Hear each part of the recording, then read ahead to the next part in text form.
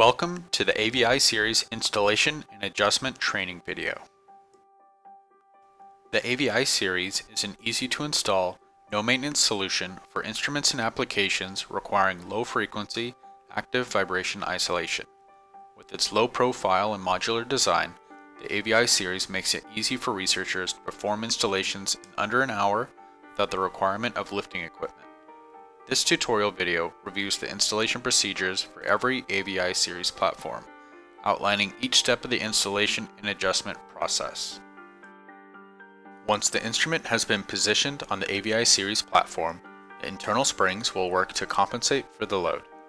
In order for the active vibration isolation technology within the AVI series to function correctly, the load-bearing springs need to be adjusted to allow for the AVI series to float the instrument.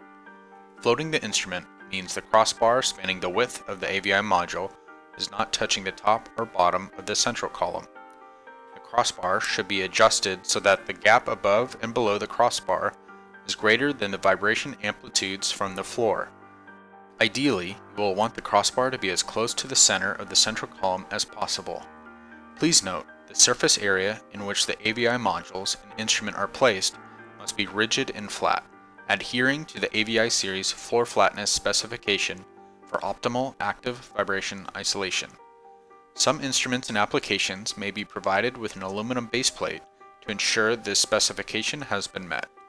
If an aluminum baseplate has not been provided and the AVI modules are placed on a table or the floor within a room, please ensure the floor flatness specification has been met.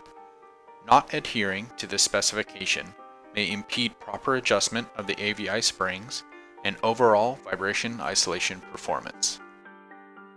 In order to adjust the load-bearing springs, you will need to remove the front-facing panel found on the AVI module. To remove the front-facing panel of the AVI module, use the provided hex key to rotate the hex nut counterclockwise. Make sure both hex nuts are removed in order to access the AVI load-bearing springs. Once the front-facing panel has been removed, you can access the AVI springs. Using the provided wrench, adjust all springs by rotating the adjustment nut either clockwise or counterclockwise, depending on the effect of the instrument's weight on the springs. Rotating the adjustment nut clockwise will compress the AVI spring, driving the crossbar upwards along the central column.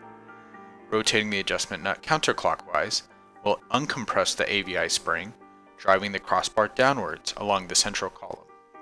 The modules are considered to be properly adjusted once the crossbar is floating between the top and bottom portion of the central column. If the crossbar is too high and is resting at the top of the central column, you'll need to decrease the spring tension by rotating the adjustment nut clockwise.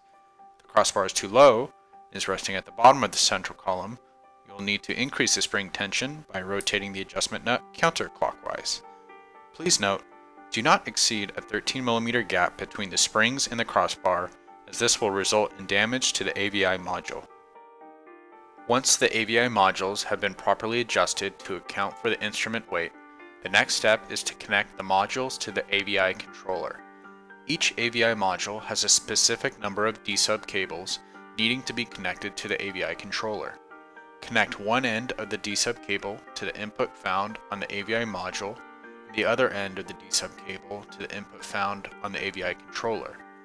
Please make sure all cables have been properly connected before turning on the AVI platform. The modules and controller will be labeled to understand which connection needs to be made. Once the D-sub cables are connecting the AVI modules and controller, connect the power cable found on the back of the AVI controller to a power outlet within the room. Power on the AVI controller by pressing the front red power button. The green power indicator light will now turn on and the red module indicator lights will begin to flicker.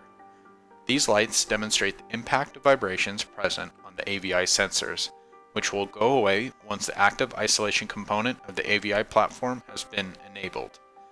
After 30 seconds of powering on the AVI controller, press the black button to enable the active isolation component of the AVI platform.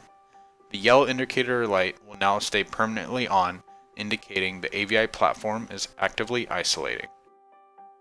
Tapping on the top plate of the AVI platform tests the responsiveness of the AVI sensors and their ability to isolate the experienced vibrations. All red module indicator lights should remain off when not being excited. If red module indicator lights remain on or begin to persistently flicker, please contact Herzan to discuss next steps in the setup or repair process. We at Herzan want to thank you for choosing the AVI series as your active vibration isolation solution. If you have any questions following the video, please don't hesitate to contact us at any time.